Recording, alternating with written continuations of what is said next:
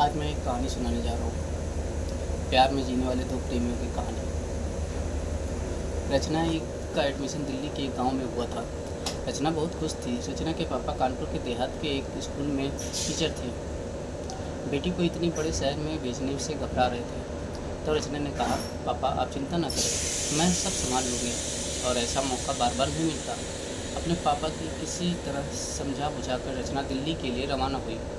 घर से निकली तो मम्मी पापा उसे बस में बिठाने आए। रचना के पापा दीनानाथ जी चाहते थे कि वो उसे दिल्ली तक पहुंचा कर आए, लेकिन रचना ने मना कर दिया। रचना की माँ शांति जी की आंखें नम थीं।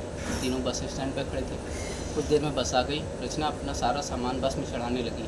फिर मम्मी ने गले लगाकर उसे विदा किया। बस में खिड़की के सहारे से टिकाकर अपने गाँव को निहार रही थी। रचना को लगा था जैसे सब छूट रहा था। बस उसे कानपुर तक ले जाती, वहाँ से उसे ट्रेन से दिल्ली जाना था। रचना को बैठे बैठे बचपन की बातें याद आ रही थी। कैसे उसकी मम्मी उसे प्यार से खाना खिलाती थी। उसके पापा सुबह सुबह उठकर उसे पढ़ाने के लिए बैठा देते थे। मम्मी पापा को याद करते करते एक बार तो उसका मन किया कि बस से उतरकर वापस चली जाए। रचना के मन में कोई ख्याल उमड़ रहे थे। मुझे नहीं जाना अपनी मम्मी पापा को छोड़कर। क्या हो जाएगा दिल्ली जाकर? ज़्यादा पढ़कर भी क्या करेंगी? पढ़ाई पूरी करते ही शादी कर ली जाएगी। अपना घर परिवार छोड़कर जाना उसे अच्छा नहीं लग रहा था। बस से उतरना चाहती थी। रचना की आंखें नम हो गई थी। दुपट्टे से आंखों को पोंछते उसने अपने मन में कुछ और विचार करने लगी।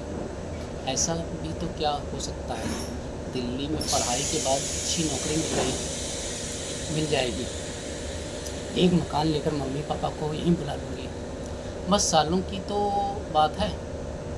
इन्हीं ख्यालों में डूबती उतरती रचना की तंद्रा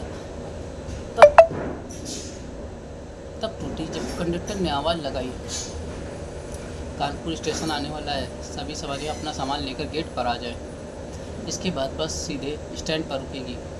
रचना ने जल्दी से अपना बैग और सूटकेस संभाला और बस से रुकते ही वह कानपुर स्टेशन पर उतर गई। बस से उतर कर उसे थोड़ा सा डर लग रहा था। अभी तक तो मम्मी पापा का साथ था, अपना गांव था। वह यह भीड़ भाड़ शहर की अकेली लड़की समझ नहीं पा रही थी। प्लेटफॉर्म पर पहुंची तो ट्रेन खड़ी थी। रचना जल्दी से ट्रेन में चढ़ गई। अपनी सीट पर पहुंचकर उसने अपना सामान सेट किया और बैठ गई। ट्रेन यहीं से शुरू होती है, इसलिए टाइम पर ट्रेन से सरकना शुरू कर दिया। 12 घंटे के बाद ट्रेन नई दिल्ली रेलवे स्टेशन पहुंची। रचना बाहर आई तो टैक्सी और ऑटो वाले उसके पीछे लग गए। रचना ने एक ऑटो को ठहराया, कॉलेज जाने के लिए कहा। वह कॉलेज पहुंची। वहां से हॉस्टल में कमरा मिला। कमरे में जाकर रचना ने सामान रखा और छोटे से बेड पर बैठकर आराम करने लगी। तभी उसे याद आया कि मम्मी पापा ने खबर देने के लिए कहा था। मम्मी को फ़ोन किया, पहुंचने की जानकारी दी। रचना के रूम पार्टनर प्रिया थी, जो कि उसकी सीनियर भी थी। बहुत ही सुलझी हुई लड़की थी। जल्द ही दोनों में दोस्ती हो गई। रचना ने कॉलेज जाना शुरू कर दिया।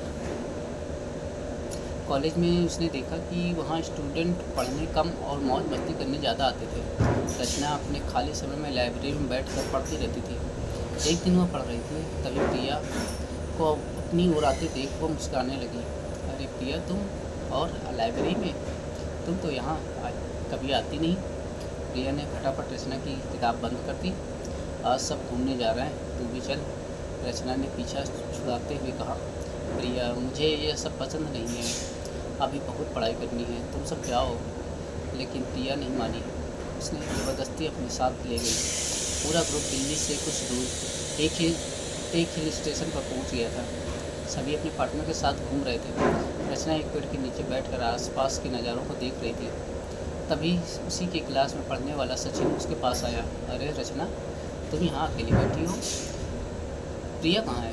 रचना अचानक चौंक गई, क्योंकि उसने कभी सचिन से बात नहीं करी थी। वह यही होगा, अभी आ जाएगी। यह सुनकर सचिन हंसने लगा। यहाँ सब अपने पार्टनर के साथ घूम रहे हैं, वो तो अब वापसी में ही मिलेगी। यह सुनकर रचना भी हंसने लगी। तुम्हारी कोई पार्टनर नहीं है? सचिन कहा, नहीं अभी तक तो नहीं है। दोनों एक साथ बैठकर बातें करने लगे। रचना को सचिन के साथ बात करके अच्छा लग रहा था। फिर बाद सचिन ने कहा, वहाँ सामने कॉफ़ी हाउस है, तुम मेरे साथ चलोगी क्या कॉफ़ी पीने? रचना सचिन के साथ चल देती है।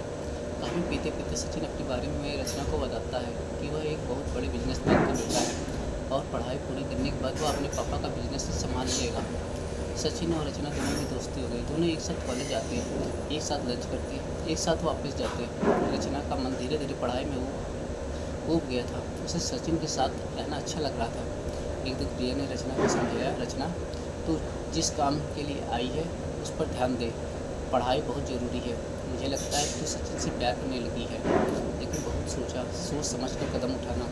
उसके पापा करोड़पति हैं, क्या वे इसे स्वीकार करेंगे? रचना हंसती बोली, अरे तू कहाँ पहुँच गई, हम अच्छे दोस्त हैं बस। प्रिया बोली, बेटा मैंने तुम्हें तुझसे ज़्यादा दुनिया देखी है। जब तेरा मन पढ़ाई में नहीं लग रहा था तुझे प्यार हो गया है। अगर मेरी बात पर विश्वास नहीं तो एक हफ्ते तक सचिन से मत मिल। रचना उसकी बात टालने के लिए बोल देती है, हाँ इसमें कौन सी बड़ी बात है? रचना ने बोला, लेकिन वह रात भर सो नहीं पाई। वह सचिन से दूर नहीं रह सकती थी।